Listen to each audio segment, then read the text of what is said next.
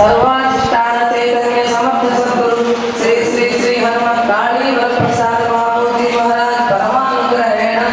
वशिष्ठ सगोत्रवत्या पूज्य योगिनी श्री चंद्रकाली प्रसाद माता जी नामधेयवत्या भक्त कुटुंबिन्या परमानुग्रहेण